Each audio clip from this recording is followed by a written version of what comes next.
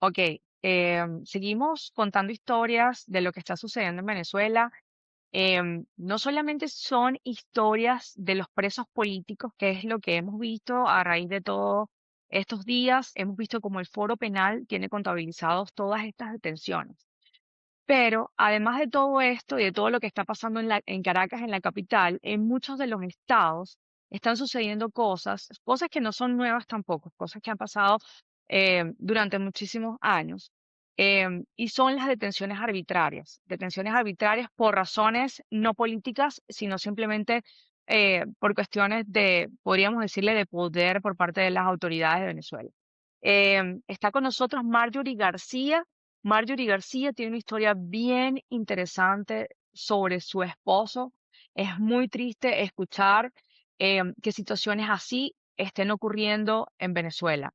Marjorie, gracias, muchísimas gracias por, por conectarte con nosotros, por tomarte tu tiempo y también eh, hacer visible esta historia de tu esposo. ¿Ok? Entonces, vamos a empezar por los hechos. ¿Qué fue lo que sucedió? ¿Ok? Sabemos que tu esposo fue detenido, tu esposo Rafael Romero fue detenido el día 12 de octubre del año 2023. Estamos ya en el año, empezando el año 2026. Por favor, para que nos cuentes qué fue lo que sucedió principalmente. Bueno, mi nombre es Marjorie García, mi esposo se llama Rafael Antonio Romero Olivares, cédula de identidad 15-240-140. Mi esposo se encuentra detenido desde el 12 de octubre del año 2023, donde ocurrió todo de manera arbitraria. Todo comenzó a las 2:30 de la madrugada. Mi esposo se encontraba durmiendo en casa de mi suegra porque nos encontrábamos separando. Nosotros vivíamos vivíamos en Maracaibo, en Villa Las Tunas, en Milagro Norte, y mi esposo se había ido a casa de mi suegra porque nos estábamos separando. Él se fue para allá y yo estaba realizando un posgrado en ortopediatría y yo le llevaba a los niños todos los días desde las 7 de la mañana hasta las 6 de la tarde. El 12 de octubre a las 2:30 en la madrugada, Rafael se encontraba durmiendo con la niña, con mi hija en ese momento de 3 años de edad. Llegan de manera imprevista unos funcionarios por el techo de la casa de mi suegra, que queda en la urbanización Las Naciones, en Maracaibo, estado Zulia, donde ellos llegan por el techo. Mi esposo piensa que son delincuentes comunes y empieza a preguntar que, quién está ahí, qué ocurre, y no decían nada, escuchaba muchos pasos, escuchaba voces, y mi esposo, nervioso, se asoma por la ventana, pero no ve a ningún carro, solamente escucha los movimientos en el techo. Cuando hubo un momento que él escuchó que estaban dándole golpes a una parte del techo que está en el techo de la casa de mi suegra, eh, vuelve a gritar, ¿quién está ahí? Y gritan, somos el 6CPC, somos el 6CPC, somos el cuerpo, el 6, somos el 6CPC. Mi esposo se vuelve a asomar por la ventana y empiezan a llegar unos carros civiles, no eran patrullas del 6CPC. Y a las 2:30 de la madrugada, ellos vienen y cuando ellos bajan del techo, se bajan del techo y se colocan en el frente de la casa y son personas vestidas civiles, no estaban identificadas del 6CPC. Ellos empiezan a trepar por las ventanas y empiezan a golpear las ventanas, empiezan a romper la puerta principal, pero era multilock, nunca la lograron abrir. Ellos Okay. sacan una mandarria de, de los carros que estaban, era un Mazda, era una camioneta blanca, pero no decían el urbanismo del 6CPC. Cuando ellos empiezan a romper, bueno, yo tengo unas imágenes acá, ellos empiezan para que me logres. Okay. Esta es la casa. Aquí no había sucedido nada. Esa es una foto que tenía mi suegra de su casa, pues, en su galería de teléfono. Luego todo ocurre, ellos empiezan a romper con la mandarria el portón. Ellos empiezan a romper con la mandarria y hacen Colócala este un poquito hueco. más hacia atrás para poderla ver un poco mejor. Ok, Ellos hacen wow. este hueco en donde empiezan o sea, eran muchos los golpes y mi esposo, como yo no me encontraba con él me empezó a llamar y a llamar, pero yo estaba durmiendo con mi hijo, era un bebé en ese momento, tenía 2 meses, Ok. no, tenía 4 meses de nacido el bebé. Y yo estaba cansada, me acosté a dormir. Él me empieza a llamar y mi hija también, cuando yo veo las llamadas en la mañana, yo veo, y eran gritos de pidiéndome auxilio. Y todo eso fue Ellos delante de tu hija. Todo fue delante de la niña que se encontraba con él. En ese momento tenía 3 años de edad. Wow. Ellos, con la Colócate un mandaria, poquito más atrás para que se te vea la cara porque no se te ve la cara. ellos empiezan a romper con la mandaria, hacen el hueco y antes de lograr partir el portón, ellos introducen por este hueco, introducen la bolsa negra, una bolsa negra que contenía droga. Wow. Ellos, de tantos gritos, de tantos golpes que se escuchaba en la urbanización Las Naciones, la vecina la vecina que vive al lado de casa de mi suegra, esa casa tiene 41 años de comprado, o sea, mi esposo creció en esa casa. Y su vecina, de tantos golpes y tantos gritos de auxilio, ella sale para ver qué sucede. Ella sale y ella ve ella se asoma y dice, ¿qué pasa? Somos del 6CPC, pero no es con usted, señora. Mi esposo empieza a gritar, chula, ven, o sea, a la vecina le dice, ven, ven para acá. Em, y mi hija también gritaba porque, o sea, o sea, de ver cómo destrozaban la casa de su abuela. Claro. Y ellos le decían, abre, abre. Y mi esposo, pero es que yo, o sea, ¿por qué voy a abrir? Que tienen una orden de allanamiento, ¿qué ocurre? Abre, abre, abre, abre, o sea, que abriera. Ellos vienen y ellos vienen y terminan de abrir con la vecina ya afuera. Mi esposo le dice, ya que la vecina se encontraba ahí, él se sintió seguro porque estaba alguien ahí que, pues, que viera todo lo que estaba sucediendo. Ella es abogada y ella les pregunta a los funcionarios, ¿ustedes tienen orden de allanamiento? Y, e- Exacto. y ellos, y ellos le dicen que no la tenían, pero que tenían que entrar. Ellos terminan de romper y luego se vuelve a subir un funcionario del 6CPC a la parte de arriba, a las ventanas, y rompe la ventana y entra por ahí. Un funcionario que es delgado, ahorita ahorita lo voy a mostrar. Y ellos vienen y cuando ya él entró por la ventana, él apunta a mi hija y a mi esposo y le dice, vamos a entrar. Vamos para abajo. Ellos entran y apunta a mi hija, apunta a mi esposo, bajan y le dice, vamos para que termines de abrir, sapo. Bueno, ellos entraron, bajaron, mi esposo le da las llaves, ellos logran entrar. Mi esposo le entrega su teléfono a la vecina para que grabe todo lo que está sucediendo. Y ella grabó desde que entraron hasta Cuando se lo llevaron.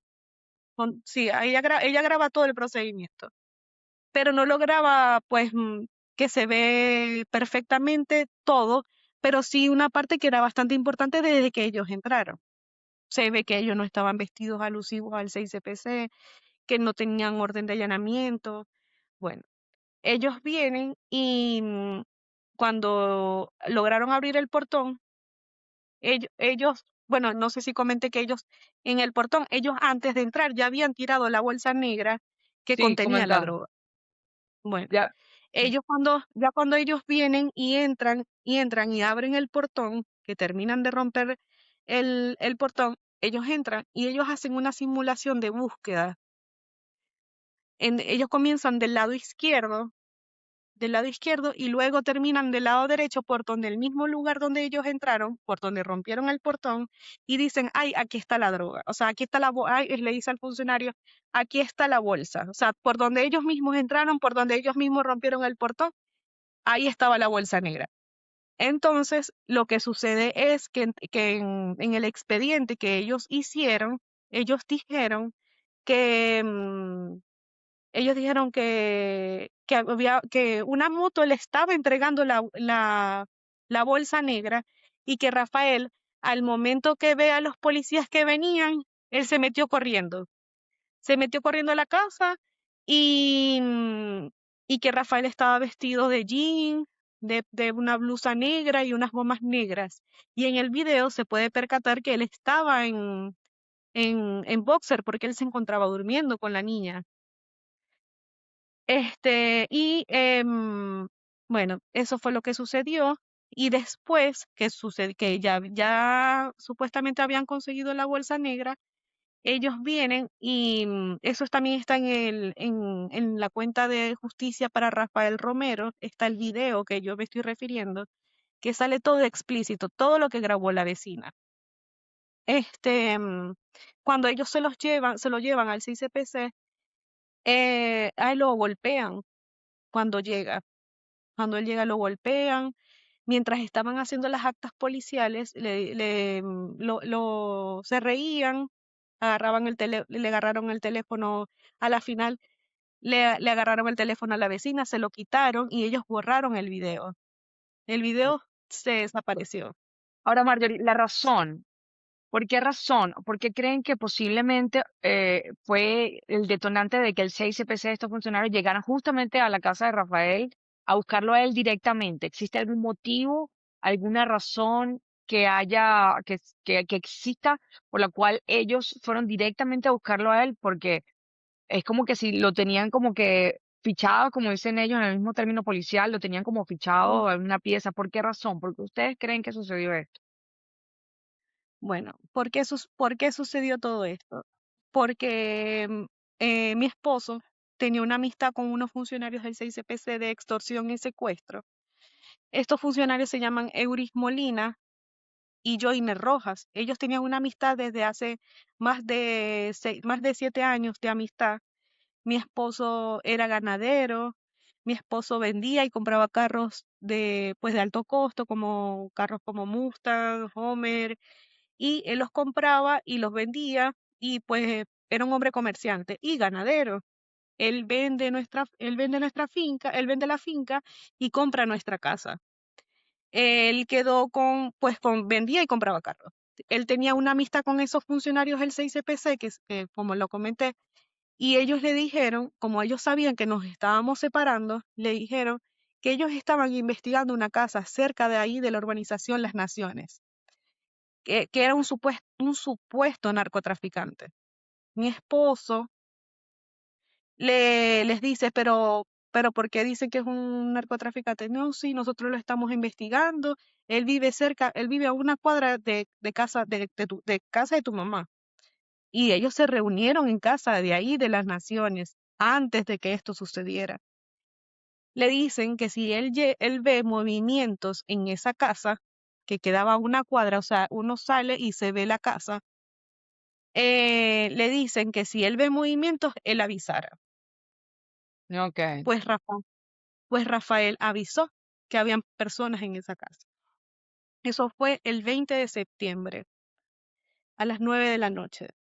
Rafael les avisó a estos funcionarios de secuestro y extorsión, que se llaman Euris Molina y Joiner Rojas, y llega una comisión a esa casa.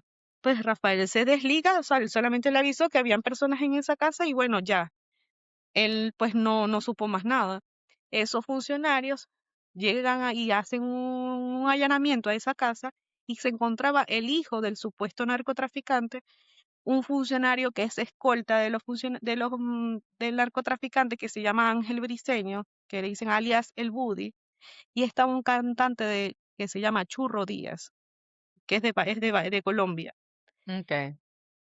se los llevan al cuerpo policial de secuestro y extorsión de Cecilia Costa y, y en cuestiones de una hora los dejan en libertad.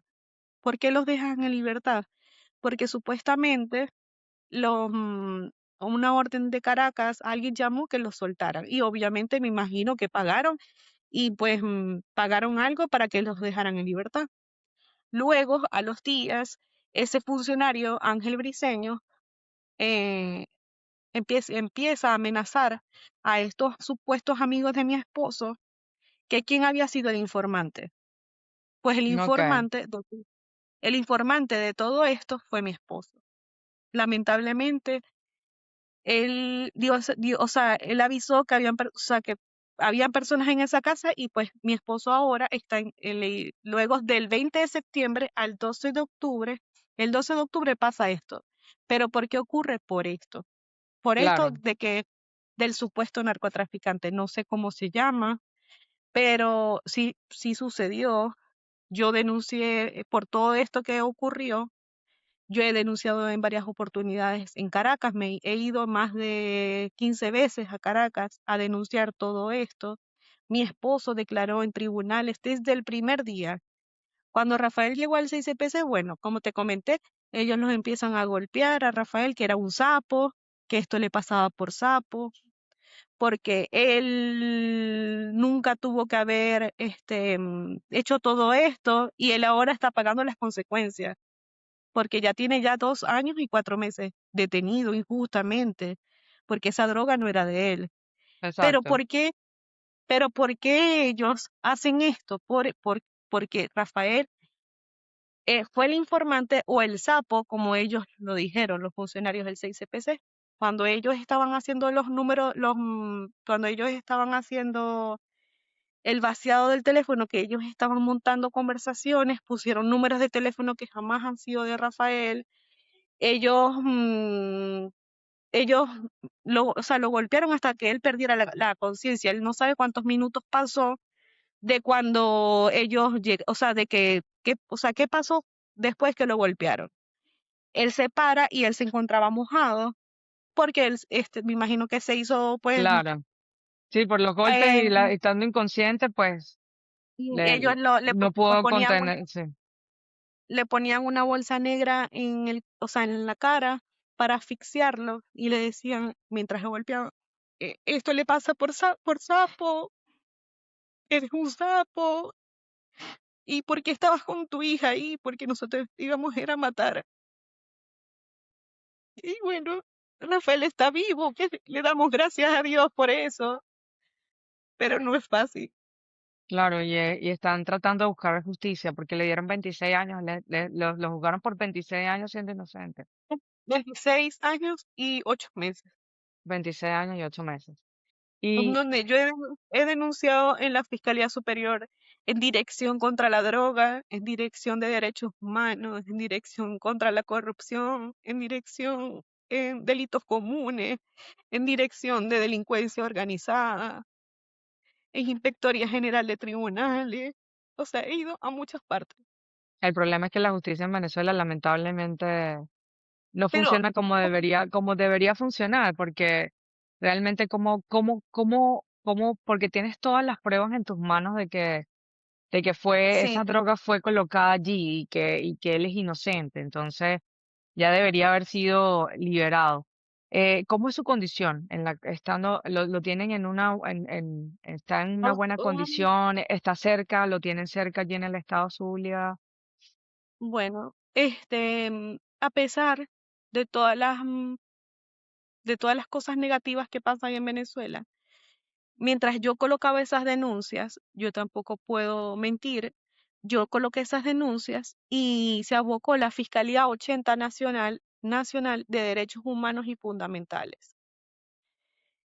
Porque yo hago hincapié siempre en las publicaciones, porque estos fiscales de Fiscalía 80 Nacional de Derechos Humanos y Fundamentales, ellos se han trasladado a Maracaibo más de 10 veces han venido, o sea, ellos han venido y vinieron a investigar qué ocurrió.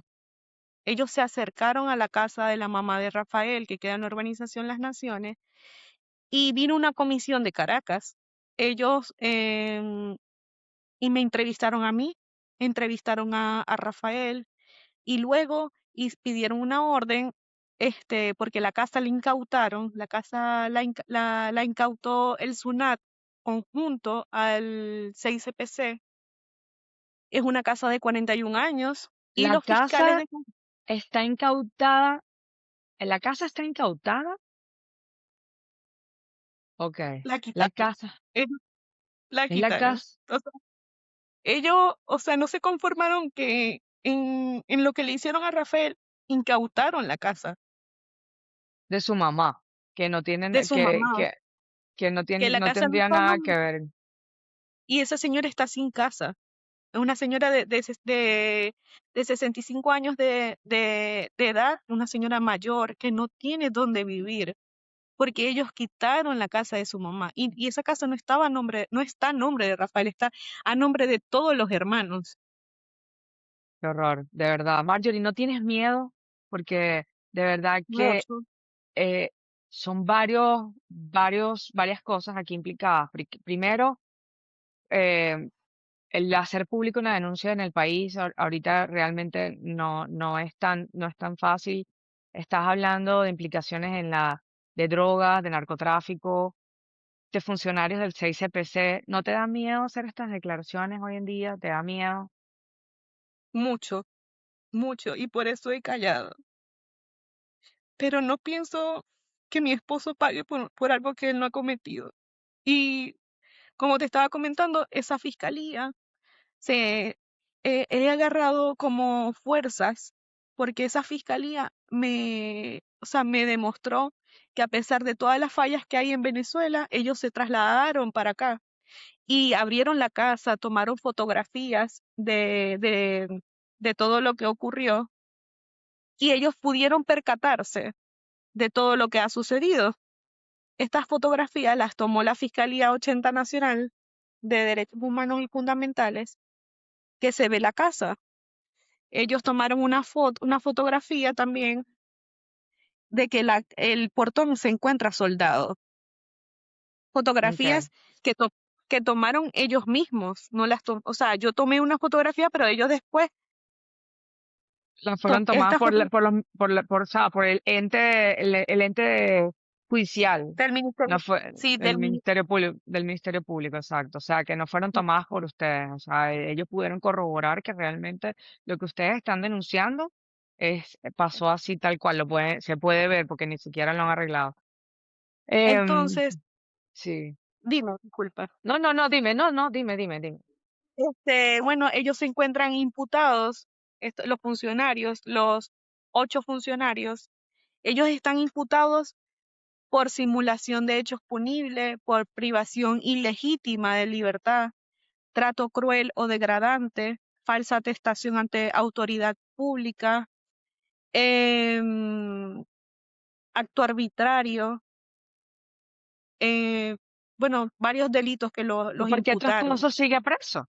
No Yo entiendo porque entiendo- si ya pudieron comprobar que los funcionarios y ya está comprobado, están detenidos, ¿por qué tu esposo todavía sigue preso?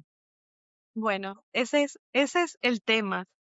¿Qué es lo que no entiendo? Porque yo soy odontólogo, yo soy especialista en odontopediatría, no soy abogada, pero no entiendo si ya se abocó una Fiscalía 80 Nacional de Derechos Humanos y Fundamentales que pudo comprobar que todo lo que yo decía sucedió, que la casa está incautada, que la casa la desvalijaron, porque la casa se robaron absolutamente todo de la casa la desvalijaron.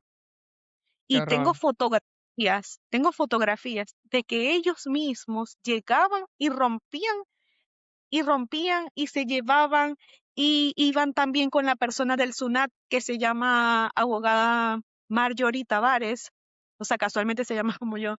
Ella llegaba con los funcionarios y se llevaban todo con bolsas negras y los vecinos, como nos pasaban las fotografías de que se estaban llevando las cosas, de cómo ellos entraban como si fuera una casa de ellos y se robaban todo. no, de verdad, Marjorie, o sea, no sé, no sabría que de verdad que es difícil escuchar este tipo de testimonios, de verdad. ¿Tus hijos cómo están? ¿Cómo has Ma- hecho para estar todo este tiempo, sobre todo tu hija que estaba con su papá cuando se lo llevaron? Como yo digo, ella, todo este daño, todo esto que hemos pasado, este, nos han hecho tanto daño, imagínate para las víctimas como los niños.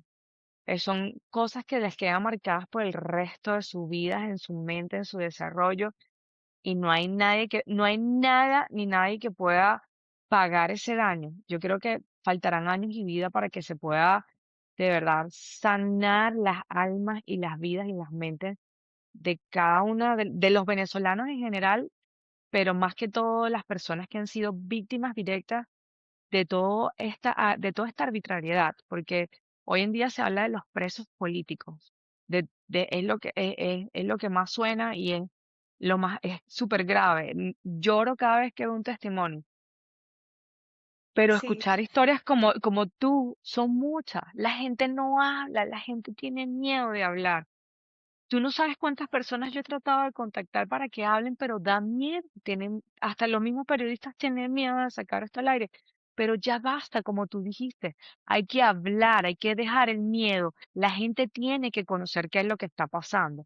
Porque ¿por qué tienes que guardarte que tu esposo esté todavía preso y que tú estar luchando con esto solamente ustedes y que nadie lo pueda conocer, que estén ocurriendo cosas ilegales, porque esa pregunta, nadie o sea, esta pregunta se la va a hacer todo el mundo, ¿cómo está todavía detenido si ya comprobaron que todo fue ilegal y que él es una persona inocente? Entonces, de verdad, Marjorie, ¿qué más piensas hacer? ¿Qué más se puede hacer si ya has ido las instituciones? ¿Qué más puedes hacer ahorita? Bueno, sé que estás haciendo de verdad una campaña durísima, que a cada noticia comentas, tratas de hacerte visible. Y de ahí fue que encontré y quise hablar contigo porque vi que en cada noticia y en cada cosa posteas y dices, oye, necesito que todo el mundo conozca este caso. ¿Qué más tienes en mente hacer por tu esposo? bueno, yo he pedido una medida de protección al Estado por todo lo que ha pasado porque yo me encuentro sola con mis Claro, dos hijos. Son dos niños pequeños. Mi hija sufre todas las noches. Ella me dice, mami, vamos a orar. Una niña de 5 años me dice, mami, vamos a orar por mi papá. Y le dice, ella ora conmigo y su hermanito, ya que tiene 2 años, y agarramos las manos los tres y ella me dice, mami, que mi papá salga en libertad, porque qué dolor. mi papá es bueno, mi papá estaba durmiendo conmigo y yo necesito a mi papá. El niño tiene 2 años, él ve por fotos a su papá, porque yo no lo llevo a las visitas, porque ellos no merecen eso, vivir las colas que yo hago para llevar la comida, para estar con él. Yo perdí todo porque yo vendí mi casa, la casa de Rafael, yo y mis niños, yo la vendí para pagar abogados.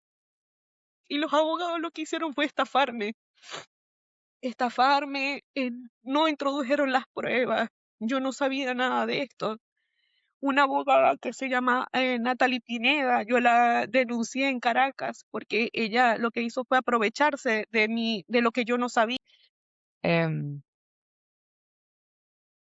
quería, quería preguntarte qué más queda por hacer. Creo que no me acuerdo si te pregunté qué más queda por hacer, qué más vas a hacer. No sé si me terminaste de decir. em, y ¿cuál es la esperanza? ¿Qué es lo que ustedes creen? También saber, me gustaría saber la parte más humana, saber cómo está él en toda ¿Cómo esta. están? ¿Cómo está Bueno, él? bueno, Rafael se encuentra en los calabozos del 6CPC de Solamado, en Solamado, vía aeropuerto. Él se encuentra ahí. Él estuvo solo por 5 meses, en un cuarto solo. Em, a él lo tenían aislado. Luego, cuando los funcionarios supieron que yo estaba denunciando, ellos me amenazaron. Y ellos me dijeron, si tú sigues denunciando, te vamos, o sea, no te basta tú en libertad con tus hijos. Si tú sigues denunciando, nosotros vamos a sembrarte a ti. Y te lo dicen Yo me, así, te lo dicen así. me lo dicen así, así tal cual. Y yo ese día me retiré y me fui del 6CPC. Y ellos, luego, cuando yo denuncio en la Fiscalía Superior de Caracas, la comisión de la Fiscalía Nacional se trasladó a donde estaba Rafael. Luego entrevistaron a Rafael ese día. A las 12 de la noche lo entrevistaron. Y ellos no querían que Rafael fuera entrevistado. Le decían que no, que él era un delincuente, que ellos venían con una orden de que necesitaban hablar con él. Y Rafael a los meses lo pasan a otro calabozo cuando ya se había manifestado la fiscalía. Ellos lo trasladaron ahora, él se encuentra en el calabozo de homicidio, porque no sé por qué no hay un calabozo de unas personas que estén, bueno, a Rafael lo están culpando por sustancias estupefacientes, pero lo tienen en homicidio, donde yo temo por su vida, porque, o sea, si está con personas pues, Claro, que han cometido que son de homicidio. sí, y entonces Rafael se encuentra ahí y Rafael es un hombre que está sufriendo porque él duerme en el piso. Rafael toma un agua de 5 litros al día, o sea, no hay veces que no se la dejan pasar fría, sino que de temperatura ambiente con tanto calor. A veces no me dejan pasar los medicamentos. Es una lucha para que le dejen pasar a dos pastillas y dos pastillas y dos pastillas. Rafael se ha llenado de abscesos en el cuerpo porque no hay pues una limpieza, pues que él se pueda bañar bien y pues tantas personas encerradas, son más de 80 personas encerradas en un calabozo, 80 o son más, no, realmente no lo sé. Rafael me dice que son muchas personas y que muchos tienen abscesos en el cuerpo porque pueden haber muchas bacterias ahí, tantas Claro, personas ahí sudando. Entonces Rafael se encuentra en el calabozo de homicidio. Ya lleva un año en ese calabozo. Rafael llora mucho porque él dice que quiere estar con sus hijos. Rafael adora a sus hijos. Como yo comenté, yo estaba haciendo un posgrado en ese momento que sucedió todo. Rafael era quien cuidaba a los niños. Yo solo los llevaba desde las 7 de la mañana hasta las 6 de la tarde que yo salía de los hospitales. O sea, ellos quieren hacer ver como si Rafael traficaba, si Rafael se mantenía con los niños la testigo, ella lo dijo en el juicio. El juicio lo hizo la jueza Hermásmilis Lucinair Velázquez Azuaje de Tribunales de Maracaibo, de cuarto de juicio, donde se promovieron las pruebas, se introdujo 521 folios de la investigación realizada por la Fiscalía Superior de Caracas, se introdujo la imputación de los funcionarios, los testigos fueron, la vecina fue, unos testigos que ellos llevaron, que no sé si son amigos de ellos, no sé, pero ellos dijeron que jamás vieron una moto que estaba, o sea, que ellos inventan que una moto le entregó la droga y que se fue a la fuga. ¿Cómo a más de 10 funcionarios se les va a ir una moto si supuestamente es la que le entregó la droga a Rafael y Rafael entró? O sea, todo es con un alevosía, montaje, hicieron sí, sí, montaje. Es más, cuando yo fui a denunciar a Inspectoría General de Tribunales, me dijeron, ay, no me vas a contar, ya va. Es una moto que cuando se dieron cuenta de que venía la patrulla, salió, se fue a la fuga y la otra persona, o sea, ellos mismos saben, o sea, que son copias y pegas de actas policiales que ya han hecho. claro. El dolor de ellos es que se consiguieron con una esposa, que no voy a callar, con una esposa que va a hacer todo lo posible porque Rafael salga.